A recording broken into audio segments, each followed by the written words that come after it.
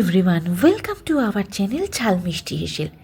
আজ আমরা রান্না করব পনিরের একটা অন্য ধরনের রেসিপি, যার জন্য আমি এখানে পনির নিয়ে নিয়েছি, ক্যাপসিকাম নিয়ে নিয়েছি, লঙ্কা নিয়েছি, আর এর মধ্যে নিয়েছি পোস্ত, টক দই, চালমগজ, একটা মাঝারি সাইজের টমেটো আর দুটো লঙ্কা পেস্ট করে। এই সমস্ত প্রিপারেশনটা দেখতে হলে চলুন তাহলে শুরু করি। এবার চলে এসেছি রান্নার মূল পর্বে। এবার ফ্রাইং প্যানের মধ্যে অল্প একটু রিফাইন্ড অয়েল দিয়ে আমি এখানে পনিরগুলোকে কিউব করে কেটে নিয়েছিলাম, সেই পনিরগুলো দিয়ে দিলাম। আমি এখানে 100 গ্রাম মতন পনির ব্যবহার করেছি। এরপরে দিয়ে দিলাম অল্প একটু নুন। পনিরগুলো যাতে ভালো করে ভাজা হয়ে যায় এবং নুনগুলো কিন্তু পনিরগুলোর মধ্যে যাতে ভালো করে ঢুকে যায়। এবার পনিরগুলোকে ঠিক এরকম আকারে একটু ভেজে নিয়ে আমি একটা সাইড লালচে লালচে করে ভাজলাম। এরকম তুলে রেখে তারপরে ওই তেলের মধ্যে ক্যাপসিকামগুলো ছোট ছোট আমি কেটে রেখেছিলাম, সেই ক্যাপসিকামগুলোকে দিয়ে দিলাম। এবার এই ক্যাপসিকামগুলোকে আমরা কিছুক্ষণ ধরে একটু ভাজবো, খুব একটা বেশি ভাজবো না, হালকাভাবে ভাজবো। ক্যাপসিকামগুলো যখন আমরা ভাজবো তখন কিন্তু ফ্লেমটাকে আমরা মিডিয়াম টু লো করে নিতে পারি। ক্যাপসিকামগুলো ঠিক এভাবে ভাজা হয়ে গেলে একটি পাত্রে তুলে রেখে দেব।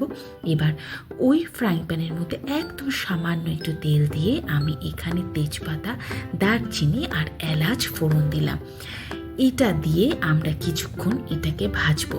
আপনারা যদি মনে করেন এর মধ্যে আরেকটু রিফাইন্ড অয়েল দেবেন, দিতে পারেন, তবে এই রান্না কিন্তু পুরোটাই রিফাইন্ড অয়েলে হলে ভীষণ ভালো লাগবে, মাস্টার্ড অয়েলে কিন্তু একদম ভালো লাগবে না। এবার এর মধ্যে আমরা যে পেস্টটা করে রেখেছিলাম সেই পেস্টটা দিয়ে দিলাম। এই পেস্টটায় আবার দিয়েছি, বলে দিচ্ছি, সেটা হচ্ছে পোস্ত, দই, চালমগজ, একটা মাঝারি সাইজের টমেটো আর দুটো কাঁচা লঙ্কা। এই সমস্ত কিছু পেস্ট করে সেই পেস্টটি আমরা এর মধ্যে দিয়ে দিলাম। তারপর দিলাম হলুদ, তারপরে দিলাম ধনে গুঁড়ো, তারপরে দিলাম নুন, আর যেহেতু এর মধ্যে টক দই আছে তাই একটু বেশি পরিমাণে চিনি।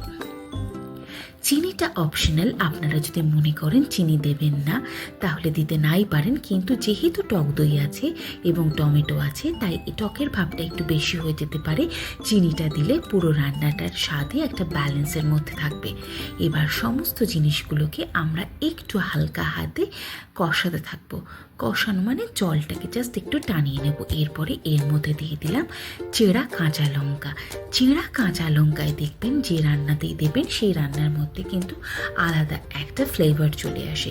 চেরা কাঁচা লঙ্কার ফ্লেভারটা কিন্তু আমাদের অনেকেরই ভাল লাগে, আর যারা মনে করবেন দেবেন না তাহলে এটা স্কিপ করতে পারেন, চেরা কাঁচা লঙ্কাটা।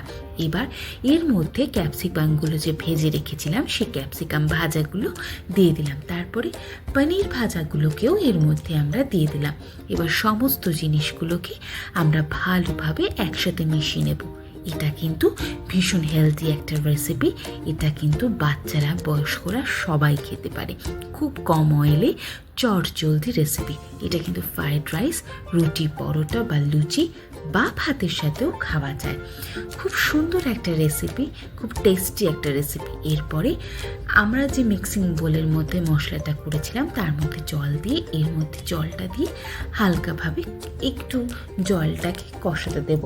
এবার কিন্তু আমি ফ্লেমটা মিডিয়াম টু লো করে দিয়েছি। এবার এই রান্নাটা করার সময় কিন্তু আমি এখানে দই ব্যবহার করেছি। দইটা কিন্তু এই রান্নায় খুবই প্রযোজ্য।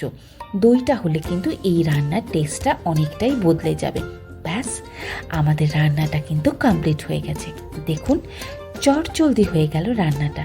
এরপরে দিয়ে দিলাম অল্প একটু ঘি আর শাহি গরম মশলা গুঁড়ো।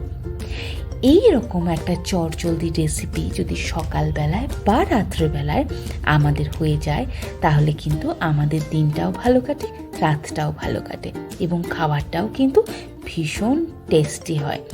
ব্যাস, এই রান্নাটা যদি আপনার ভালো লেগে থাকে তাহলে প্লিজ সাবস্ক্রাইব করবেন, কমেন্ট করবেন, লাইক করবেন, আমার পাশে থাকবেন, বন্ধু হয়ে আমাকে একটু এগিয়ে যেতে সাহায্য করবেন। আরও ভালো ভালো রেসিপি পাওয়ার জন্য আমার চ্যানেলটি সাবস্ক্রাইব করবেন। ভালো থাকবেন, ভালো রাখবেন। Bye bye.